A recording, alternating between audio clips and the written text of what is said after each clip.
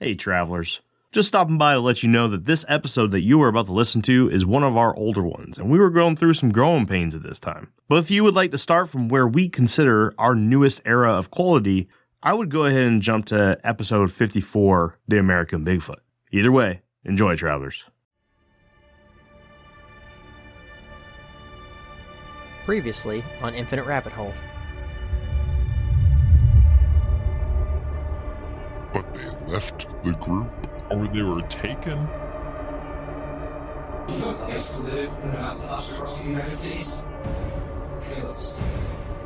Wolverines. Well, if he didn't continue on the ground, did he go up?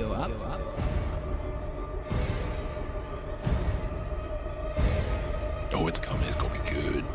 I can't wait. So sassy.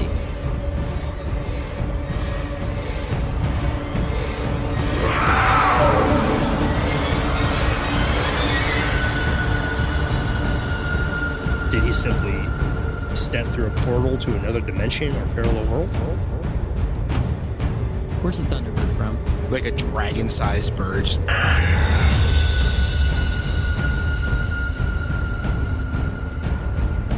National Park Mysteries Part 4, Santa Fe. Welcome back. Welcome back. Welcome back. To Infinite Rabbit Hole. Welcome back to Infinite Rabbit Hole, everybody. I am Jeremy, your host, and today I am joined by Jake and CJ, my two. Well, let's be honest here. Andrew's the real beauty. Andrew's not here today, so it's just Jake, CJ, and I. We're going to go ahead and talk about the second part of the National Park Mysteries Part 5, the Santa Fe Part 2. Last week, we talked about Mel Nadell, and we talked about the really strange disappearance where he seemed to just kind of disappear in the middle of his track. If you guys have not listened to that episode yet, please go listen to last week's episode.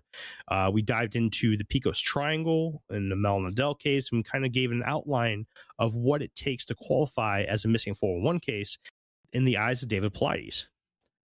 So before we get into the cases for this week, let's go ahead and scratch the surface. Jake, why don't you go ahead and lead us off, man? So we started up a Patreon during season 3. All of our episodes, we've been doing this thing called the bottom of the hole, which is basically all of our conclusions, all of our side conversations, what we really think about things, deep diving into subjects. What would we do in this situation or that situation? It's all really interesting content. If you guys are interested in it, you can join us at the bottom of the hole at patreon.com/infinite rabbit hole, where for $2 a month, you can contribute to our show monetarily. That will allow us to do other things like go to conventions or get some people on the show that we have to pay for their time. Some more interesting things, better equipment, possible explorations and stuff coming up, the ability to fly across country to visit each other, to go explore the crazy areas that are around us. All that stuff costs a lot of money. And so we started this Patreon, but we didn't want to make it just something that you guys give us money for. So you're actually paying us for extra content. So if it's something that you're interested in, for $2 a month, you can get into all the extra stuff that we do. We're planning on expanding it even more.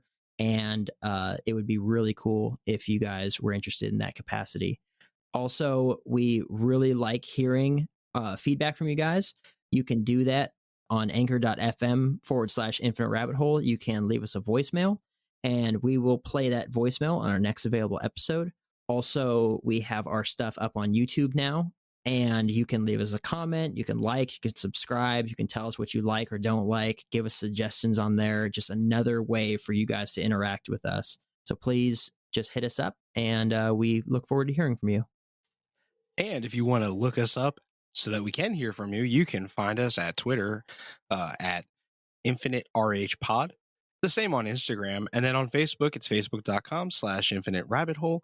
Drop us a line, send us a message.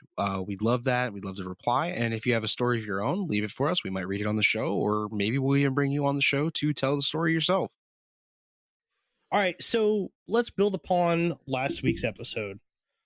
we've got a couple of interesting cases to talk about again. For those who have sensitivities to death, this might be an episode where you might want to skip.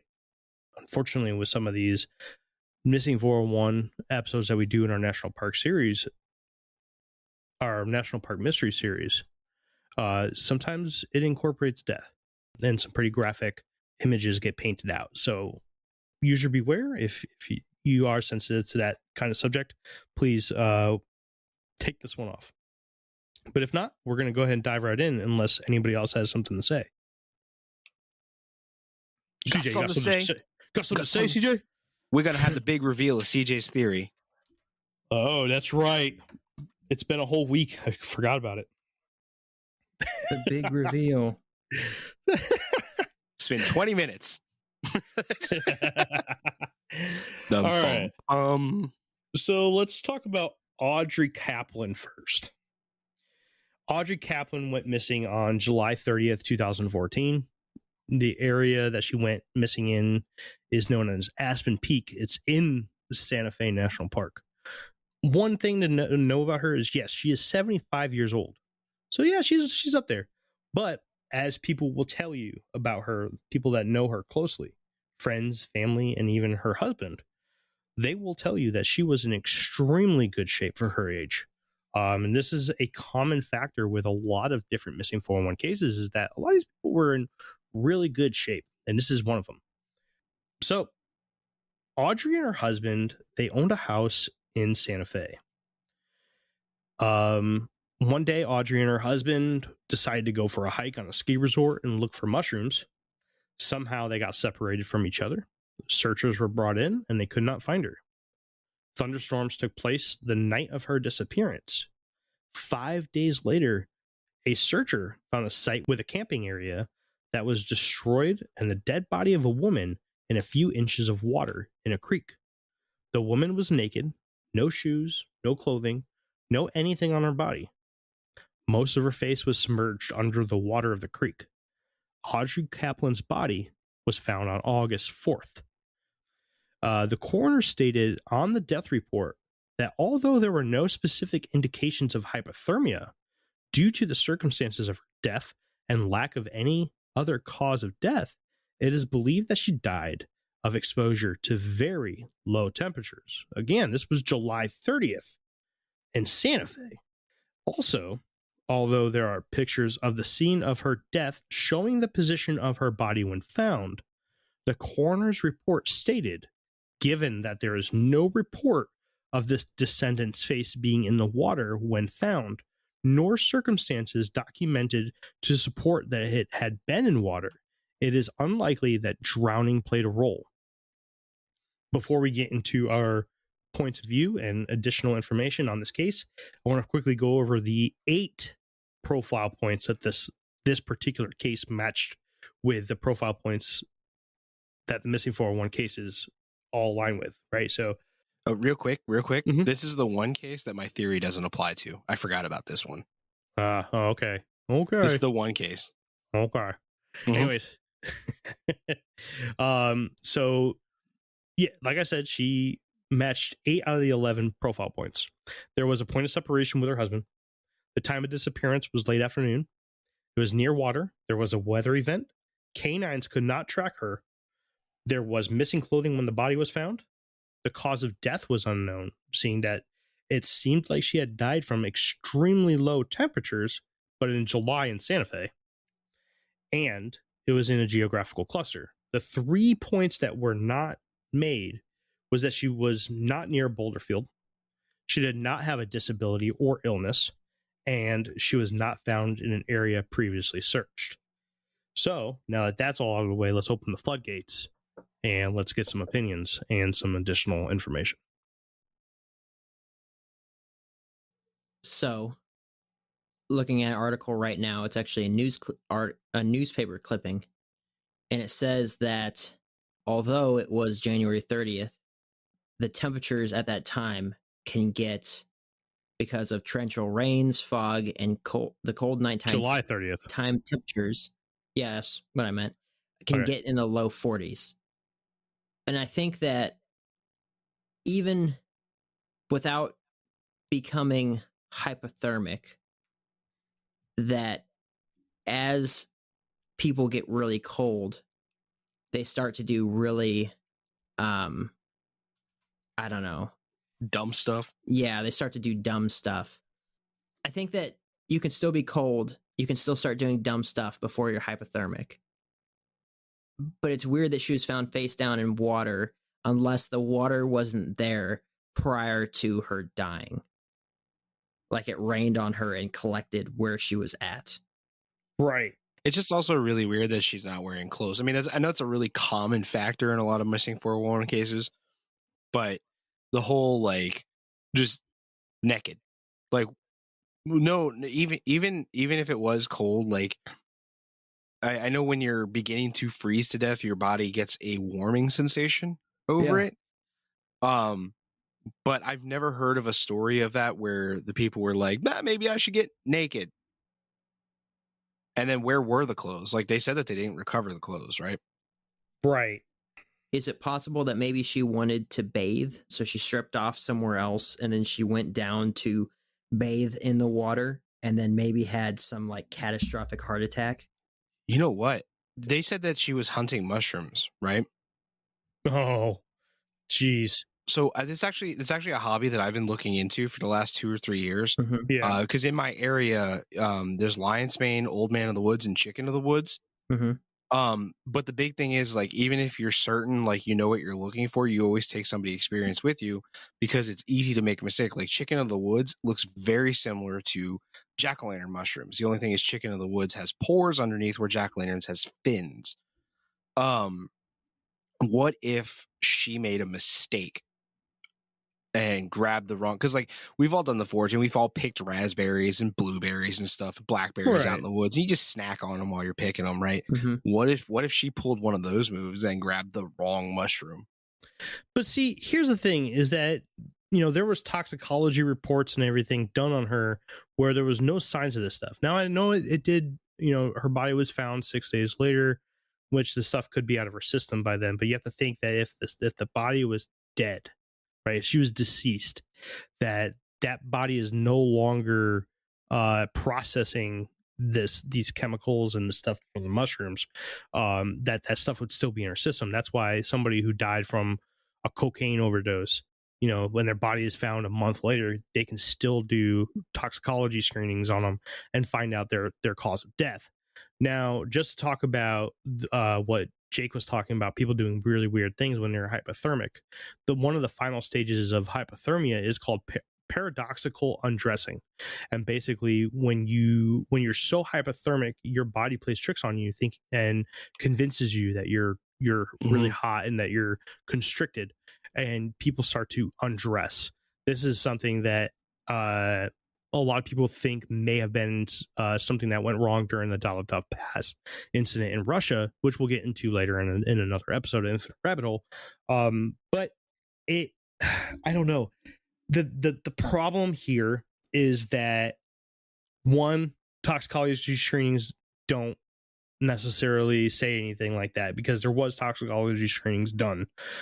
You would think that would come up. You would think that people who are living in that area, people that deal with these kind of things every day, that would be something that they would test for, especially if looking for mushrooms is the activity that they were doing. You have to think, though, like if 3 guys sitting here talking on a podcast, right? If we're sitting here and we can come up with the idea of, oh, maybe she ate the wrong mushroom, which makes sense, by the way, it does. You would have to think that somebody living in the area would have came up with that same thing and tested for it. But it's a food, though. I just looked up the chemical that makes you hallucinate that's in mushrooms, right? Say she was hallucinating.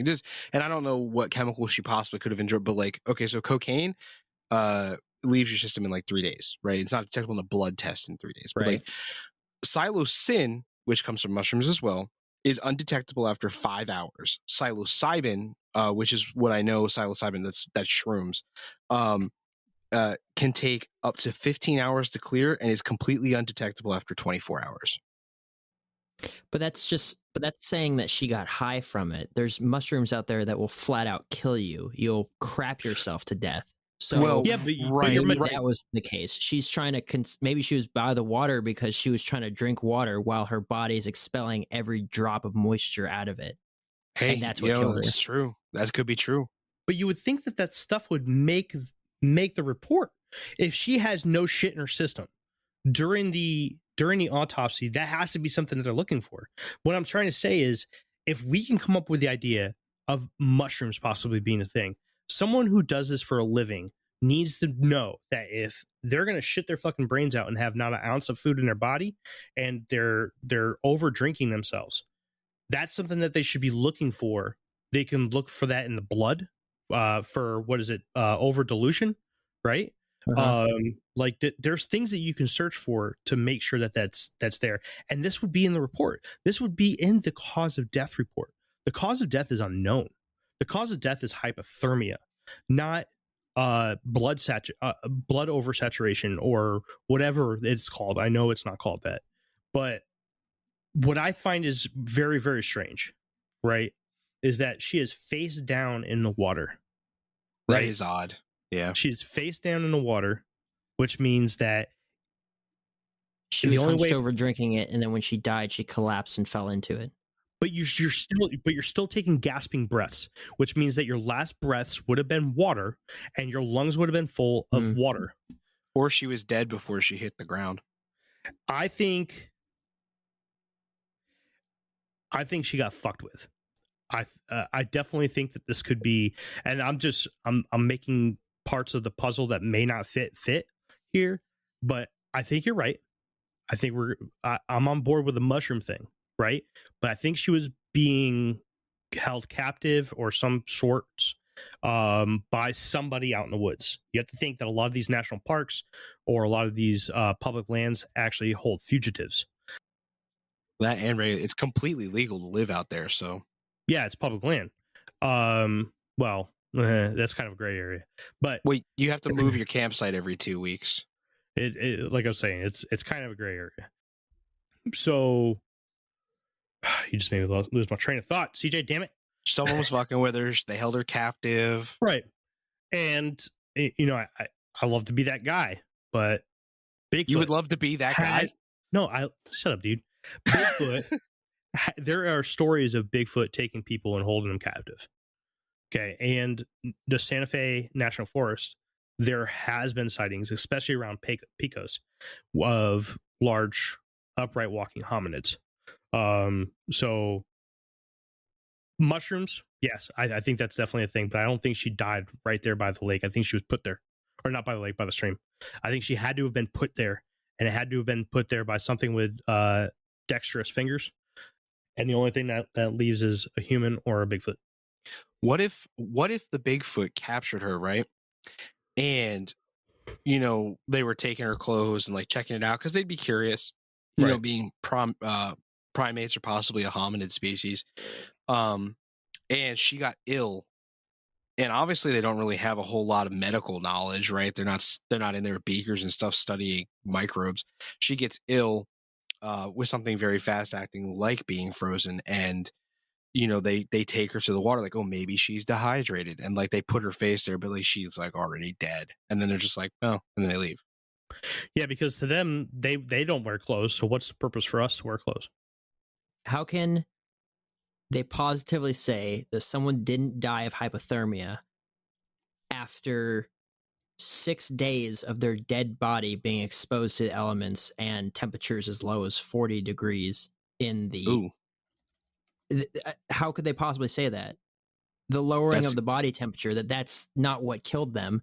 If they're exposed out there and the entire time they're going through 6 days of daytime it warms up, nighttime it drops to almost freezing. Daytime it warms up, nighttime it drops to almost freezing. How can they possibly say that she wasn't hypothermic?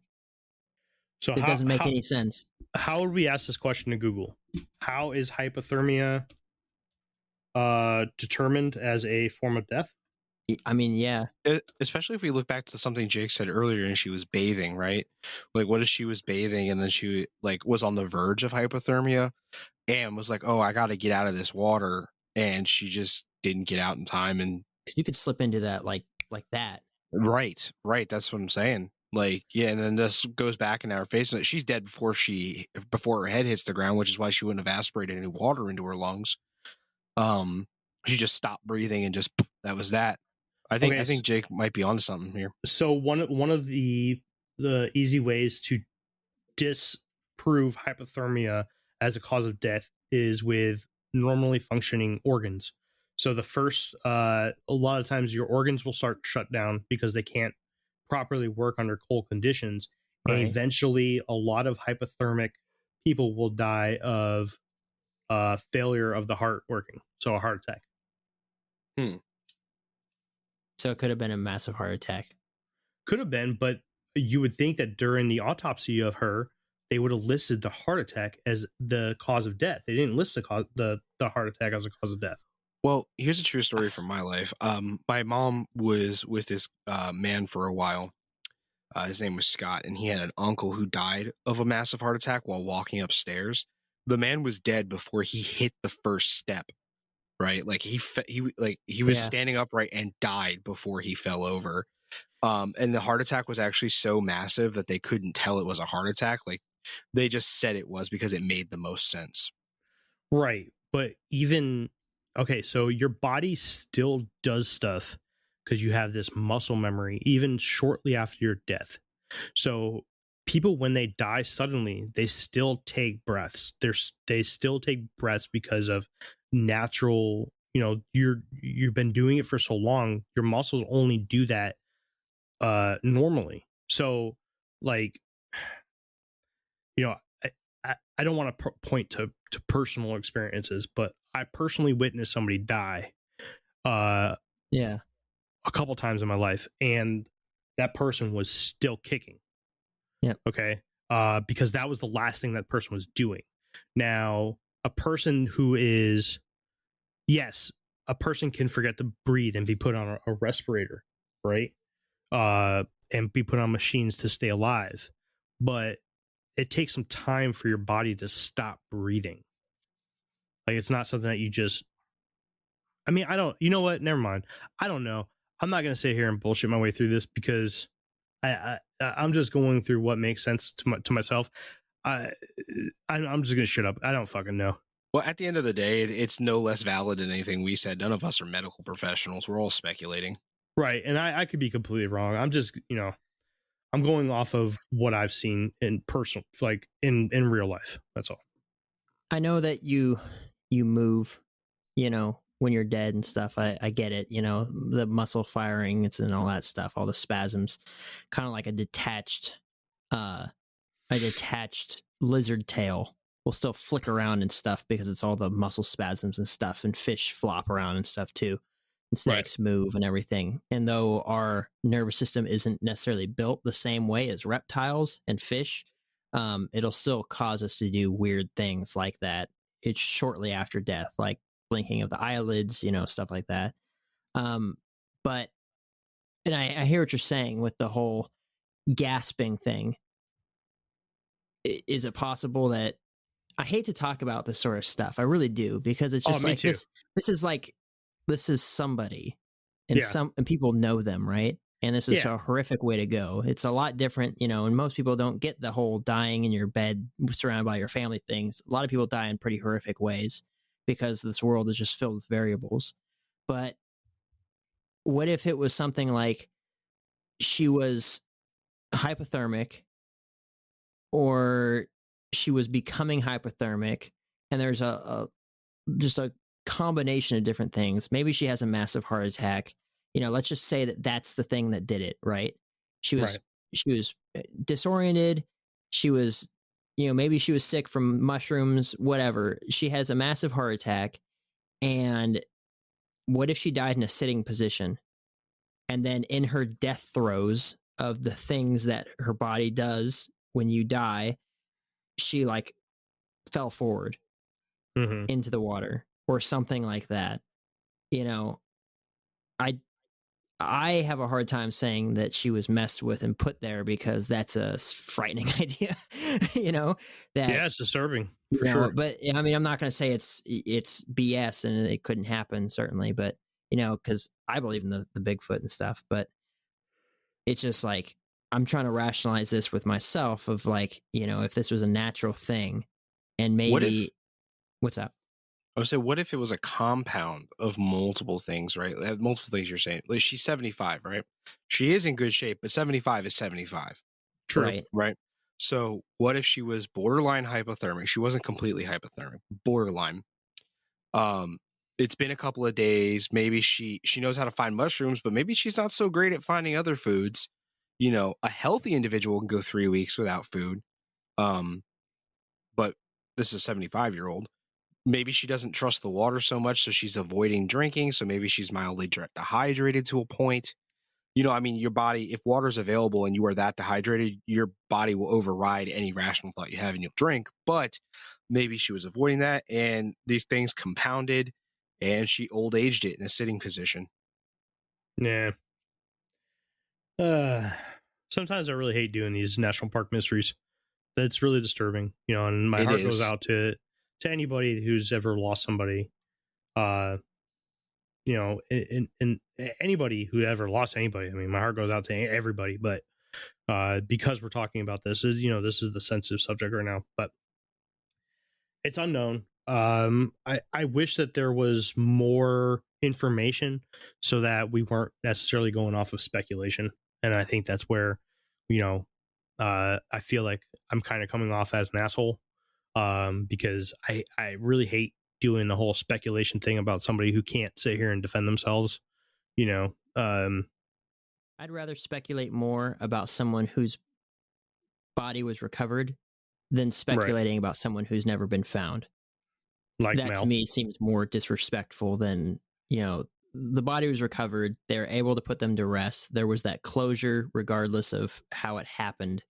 There's a level of closure that's never met when they're never recovered. Right.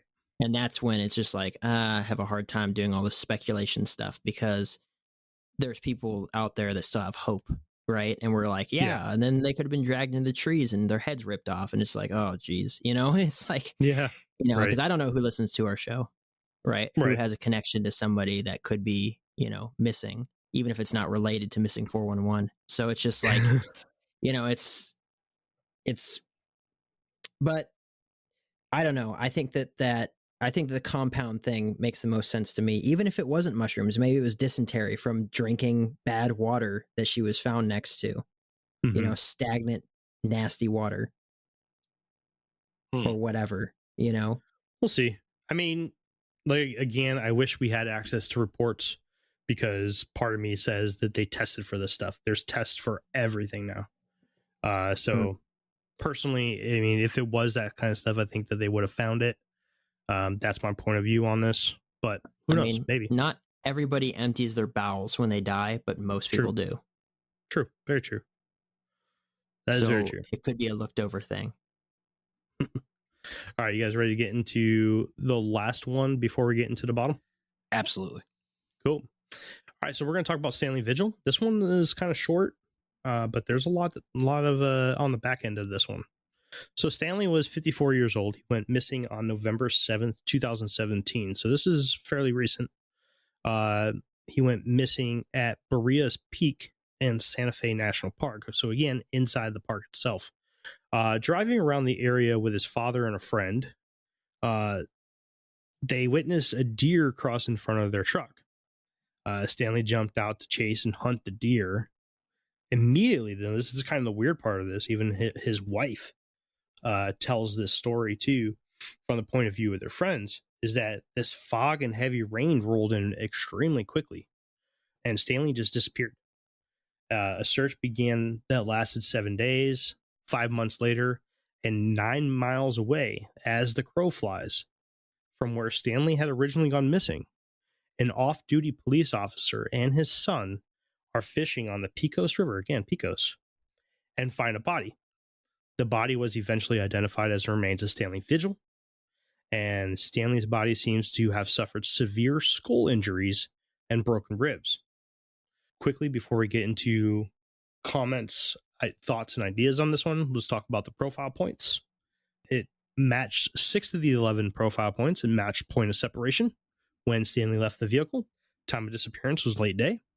It was near water, or at least he was found in the water. There was a weather event. The canines could not track it, and it was in the middle of a geographical cluster. The points that were not met: Boulderfield. He did not have a disability or illness. He was not found in an area previously searched. Was not missing any clothing, and there was no unknown cause of death. He was clearly killed by the trauma to his head. So, Jake, what do you got? Well, I'm looking at an article right now where it's talking about a woman who had seen him shortly after he disappeared, and he had gone up to her mobile home because he was lost, and she had turned him away because she was home alone with her kids, and he had his pistol on him, and she said, "Go away," and he left, and then the searchers were able to find the mobile home, and she said that she had seen him, but they couldn't find him anywhere around there. Yes. I remember reading that too. The source that I had for this was very vague. And I had to do some deep diving in to get some additional information for this, which wasn't very easy to find. But yeah, I did find that too. That was a very interesting aspect of it. And I was trying to make fill in the blanks from when he disappeared, when he exited the truck, and when he appeared at this woman's trailer. But there's nothing there. There's nothing there. I couldn't find out how far away the trailer was from where he went missing. You couldn't find out how long it was after he went missing. It just seems weird that this guy got out of his truck, a fog storm rolled in, disappeared. I also did read something about him shooting, there being 2 shot. There was recoil, 2 recoils sounded off. But that's all I could find about this. And then the dude just winds up 9 miles away. And I did look at a map from where he disappeared, and in the river that he found, there's no way. The closest point from where he disappeared to the river was still miles away. So the whole theory of he fell into the river, drowned, and then went, just floated down there doesn't make sense. Because he still would have had to go on in the opposite direction miles away and then floated down the river 4 miles away. I don't know. It's just hard to believe. Yeah, this one's way fishy. I like the skull damage part. Now that I heard this story. Yeah, not like someone there bashed his head in and threw him in the water. Well, I guess it's time for the ultimate reveal. Right? Go ahead. Yeah. All right, so we'll start with little questions here. Jeremy, you in the very first part of this 2-part series, you named off the predatory animals in the Pecos region. Can you give us that list again? Yes. We're getting married.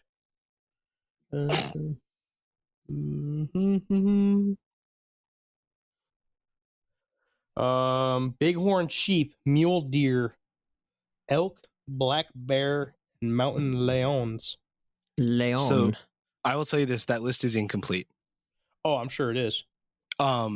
Wolverines. No, but that'd be awesome. But that is the reason I brought up Wolverines, because the animal I'm about to talk about is going to shock you, because this is not something you think about living in the United States. The drop bear. So would be funny, but Vegemite would save you. And toothpaste would save you. No. So the animal I'm about to talk about is mostly prevalent in South America, but does live within the United States in the New Mexico and Arizona region. The jaguar. Yep. The jaguar. And Jake, you mentioned in part 1 that big cats will grab you by the back of your neck and drag you to the ground. The jaguar does not, in fact, do that. The jaguar has the strongest bite force of all cats on the planet and will sink its teeth into your skull and kill you instantly with 1 bite. They are also powerful enough that they can pull you straight up trees without the assistance of branches. They are known to reach down out of trees and pluck things right up off the ground and drag them up into the tree. Down in South America, where they're most prevalent, there are signs warning you when you're out walking to watch for deer falling out of trees, because that'll be a jaguar that left a meal behind. Jaguars are more than ready to eat people. They like eating people. We're slow. On top, what's that? We're slow. Jaguars are just like every other cat in the planet. They will eat anything that they can get their paws on. Yeah. The most interesting part about the jaguar that it alone shares among the large cats, jaguars eat bones as part of their regular diet. They will eat the entire body, including the bones. Clothing wise, they could easily consume an amount of that while consuming a person. Maybe there's some shreds left behind or whatever. But the thing is that jaguars we know of 2 of them in New Mexico in the Santa Fe area. We found in 2016 a jaguar that was named El Jefe. And that was believed to be the only one. And then they discovered a second one that they named Sombra. And then those 2 kind of like teamed up.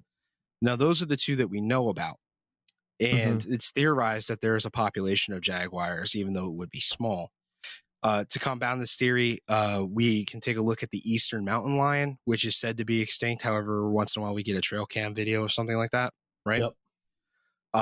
So it is entirely possible that within the Pecos region, there's a population of jaguars who are snatching people off the ground, which would explain why footprints come to a dead end. They will drag you up into a tree high enough that you can't be seen from the ground. They'll hide within the foliage because jaguars, while they're eating, are susceptible to other predators stealing their meals, which is why they drag them into trees.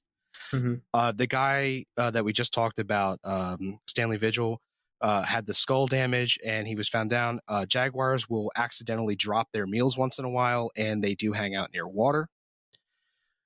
So it's possible that the jaguar drug him up into the tree, and before he had the opportunity to actually begin eating him, he dropped him, he fell in the river, and down he goes, and the jaguar went, damn it.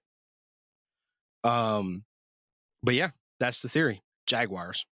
The other lady eating the mushrooms doesn't really match up with that. But when you reach the bottom of the hole, you'll find that theory is relevant to her circumstances as well. That's interesting.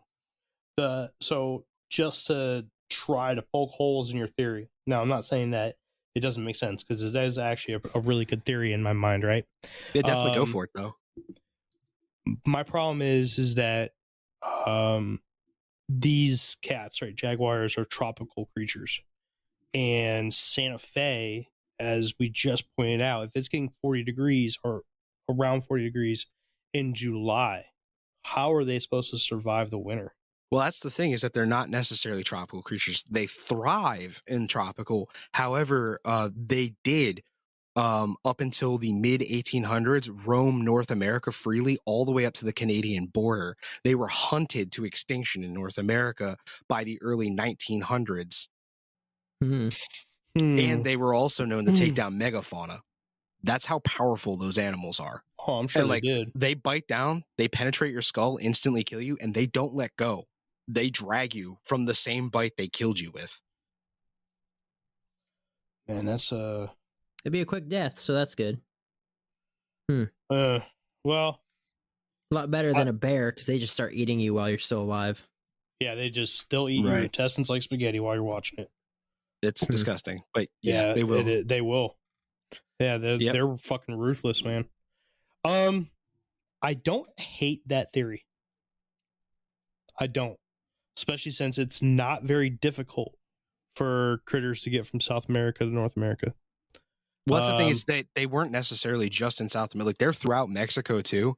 They just, we just discovered them coming back into our borders. Like I said, this was their native territory. It was all the way up to the Canadian border. So it's not unreasonable for them to just come through the Mexican border again, and begin populating as they spread. I'm interested. I'm gonna have to do some research here, because I wonder if they're down in like, Patagonia, like the southern tip of South America too, or if they're just north. I want to know how well they actually do in cold weather, because if they can't do cold weather, that means they're migratory, which means that they wouldn't be around when Mel Nadell went missing in October, or Stanley if it Vigil was a went freak missing in temperature November. change. Well, you gotta think that they're not like, oh wait, it's gonna be nice in Santa Fe this weekend. Let's go up to Santa Fe for the weekend from Mexico. No, I don't think so, because mountain lions aren't migratory. They just have their own area, and they're smart enough to like den. But they're built differently than jaguars are. Jaguars are. Apparently this is actually a frequently asked question on Google here.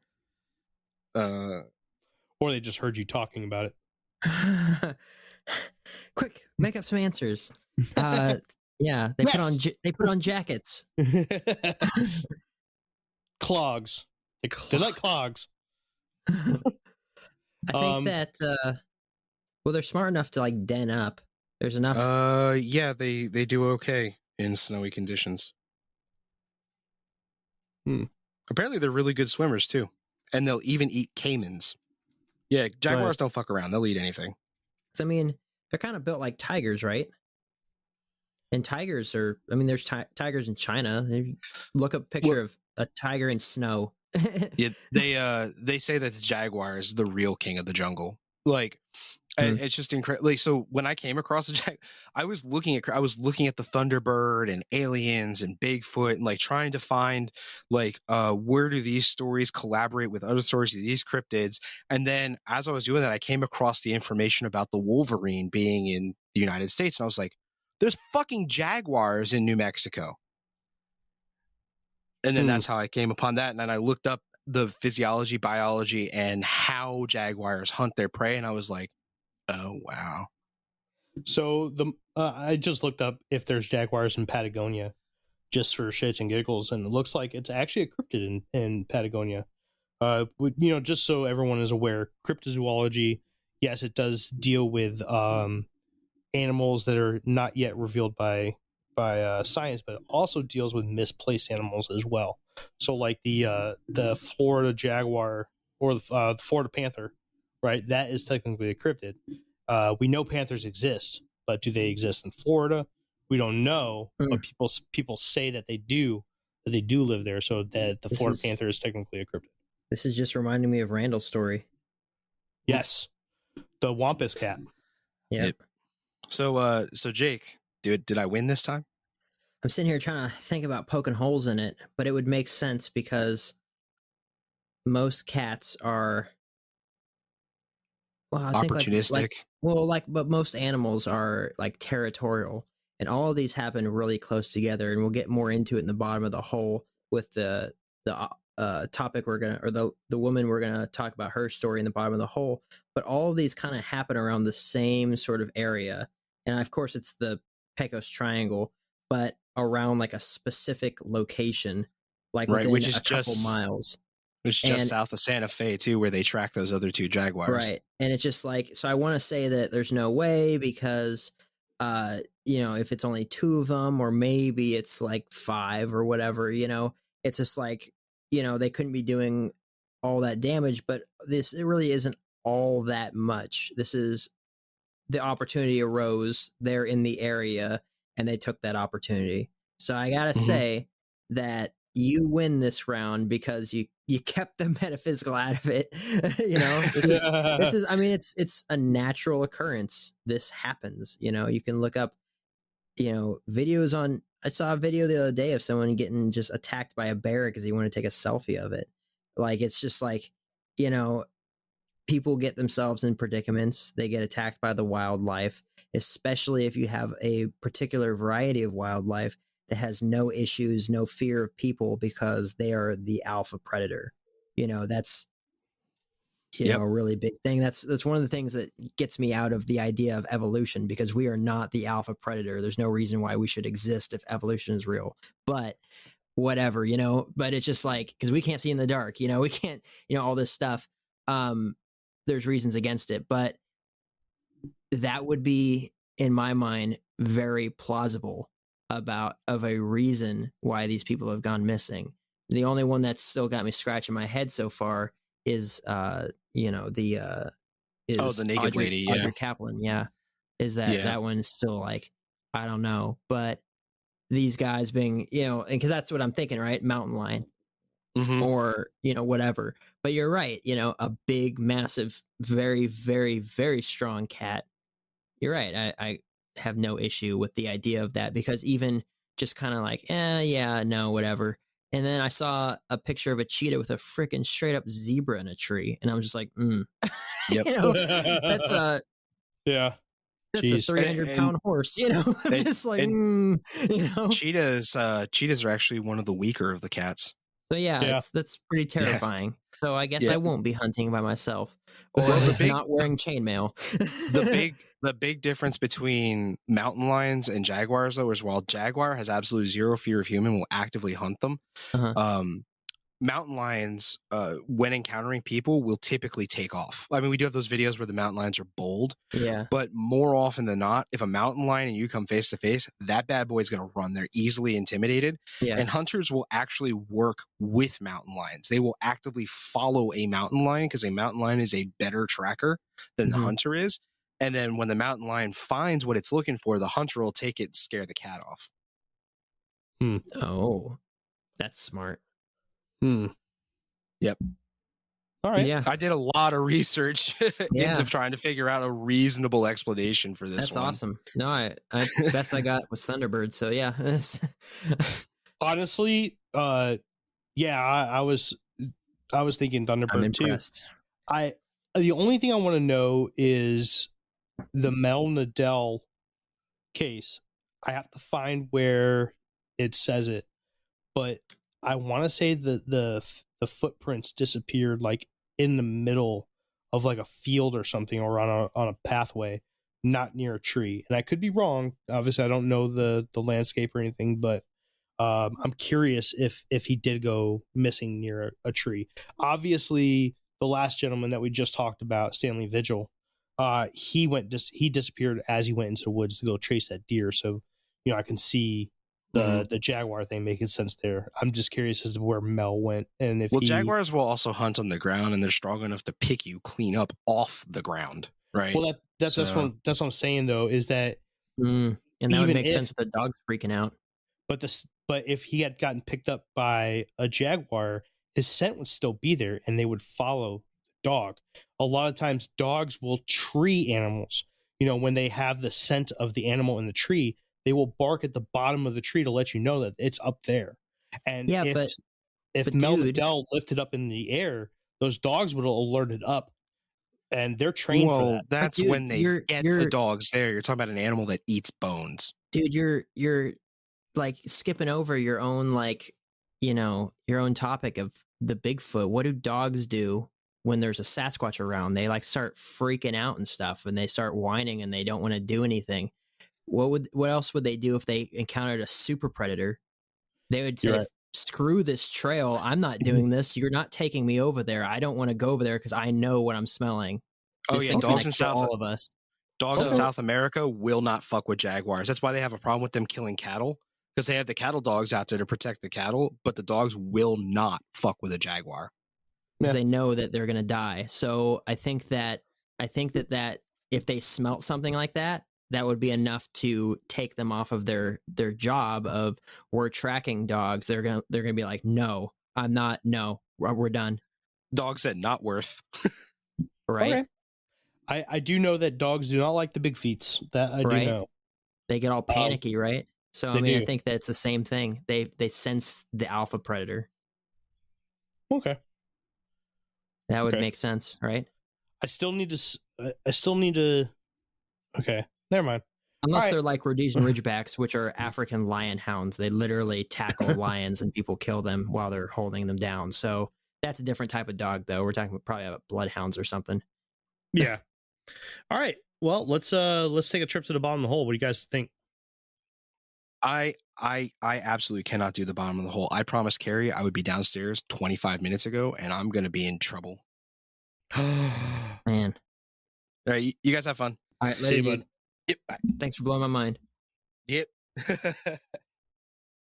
All right, so that has been another episode of the Infinite Rabbit Hole, National Park Mysteries Part 5, Santa Fe Part 2.